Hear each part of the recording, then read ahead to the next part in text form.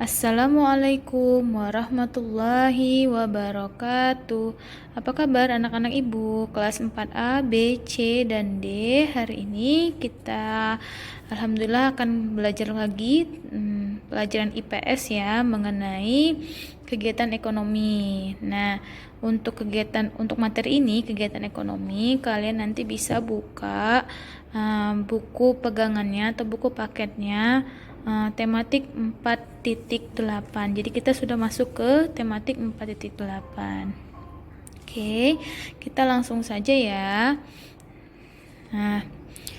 Nah, untuk kegiatan ekonomi sebenarnya ini akan berhubungan tentang lokasi, tempat tinggal, dan jenis pekerjaan. Nah, kita bahas dulu kembali tentang pengaruh lingkungan tempat tinggal terhadap jenis pekerjaan. Sebenarnya ini sudah pernah kita bahas, tapi Ibu akan coba bahas kembali ya. Nah, jenis-jenis pekerjaan masyarakat sangat dipengaruhi oleh kondisi sekitarnya. Nah, jenis pekerjaan berdasarkan lingkungan tempat tinggal itu dapat dibagi menjadi 3 daerah utama. Pertama adalah daerah pantai.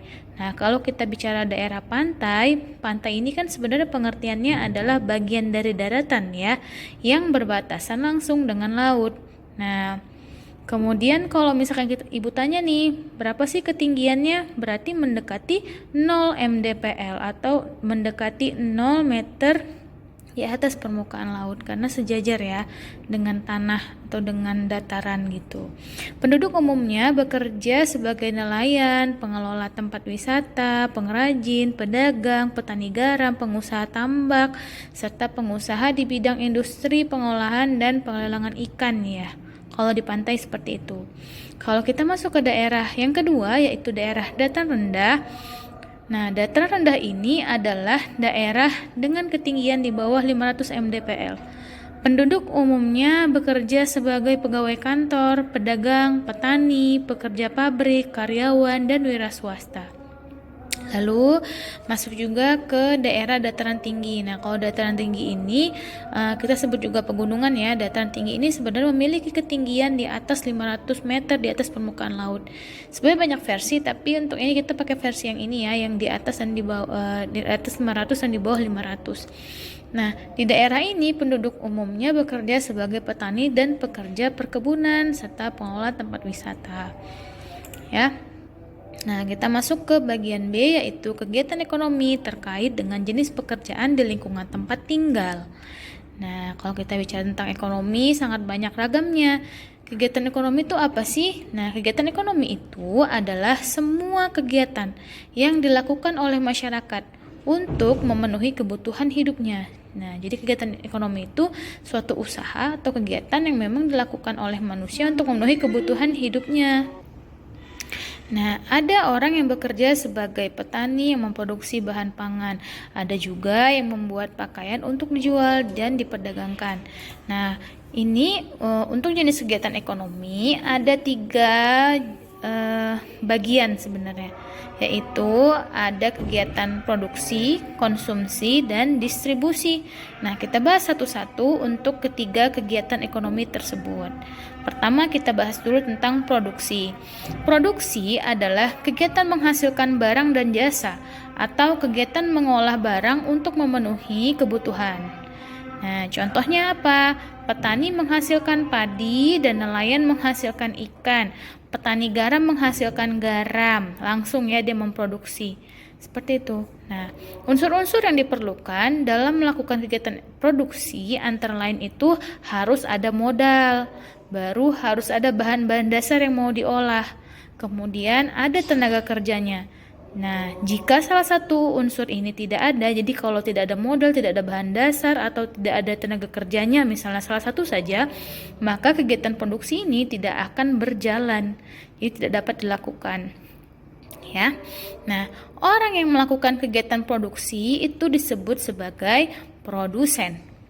Produsen dapat memperoleh keuntungan dengan menjual barang hasil produksinya, ya mendapatkan uang. Gitu. Barang hasil produksi juga dibedakan menjadi 2 macam. Nah, apa saja itu? Pertama, ada barang antara. Apa itu barang antara? Barang antara itu maksudnya barang yang digunakan untuk menghasilkan barang lain. Nah, contohnya apa? Misal, gandum untuk membuat roti, kain untuk membuat pakaian, dan benang untuk membuat kain. Nah, jadi barang itu untuk menghasilkan barang yang lain. Jadi dia bahan pokok untuk menghasilkan barang yang lain. Gitu. Jadi gandum nggak langsung dijual gandum, tapi gandum diolah dulu menjadi roti, kemudian dijual gitu. Ya. Nah, misalkan apalagi gandum dikelola tidak langsung dijual, tapi dijadikan Indomie gitu. Ya kan? Nah, terus kayak kapas itu diambil hasil panennya nggak langsung dijual jadi kapas, tapi diolah dulu menjadi benang, menjadi kain, atau menjadi yang lain-lainnya gitu. Nah, kalau barang akhir apa bedanya? Kalau barang akhir itu adalah barang yang memang siap dikonsumsi atau memang siap digunakan ataupun memang siap dijual. Contohnya seperti pakaian, roti, jadi barang-barang yang sudah jadi dan siap untuk dijual. Gitu. Ya, selain pakai roti apalagi banyak macam-macamnya kan, misalnya madu, apalagi kalau makanan ya madu, roti. Nah, ada juga yang singkong, ya kan dia udah siap digunakan. Kalau singkong enggak, singkong itu masuknya barang antara, kan harus dimasak dulu, ya kan, harus diolah dulu, mungkin jadi getuk dan yang lain-lain. Ya, kita lanjut ya. Distribusi adalah kegiatan menyalurkan barang dari produsen kepada konsumen. Pelaku kegiatan distribusi kita sebut sebagai distributor. Ingat ya, orang yang melakukan distribusi disebut distributor.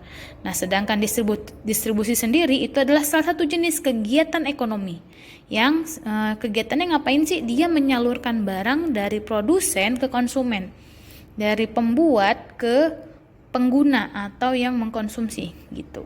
Contohnya apa ini? Pertama, ada agen.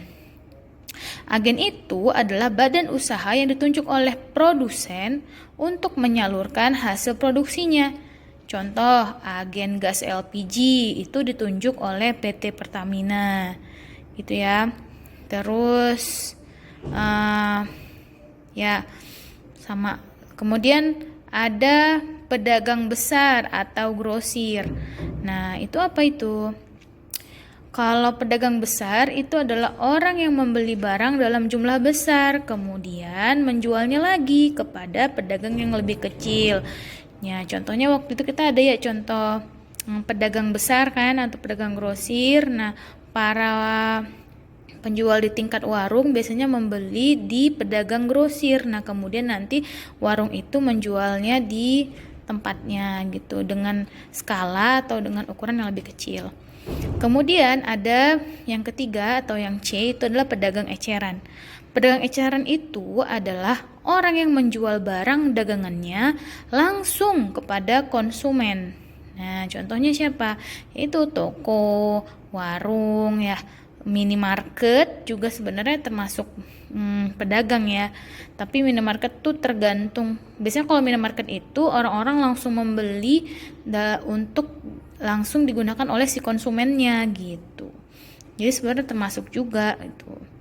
Ya, kecuali kayak misalkan Indomarket gitu ya.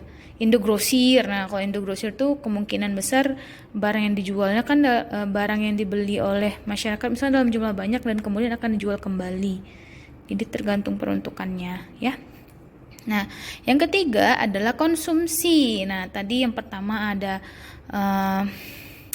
distribusi, terus kemudian ada produksi. Nah, ini adalah konsumsi. Apa sih konsumsi? Konsumsi itu adalah kegiatan menggunakan atau menghabiskan hasil produksi. Jadi kegiatan kita menggunakan, memakan atau menghabiskan barang hasil produksi. Nah, contoh misalnya beras yang telah dimasak menjadi nasi lalu kita makan. Ya kan? Singkong, kemudian yang kita rebus, kemudian kita makan.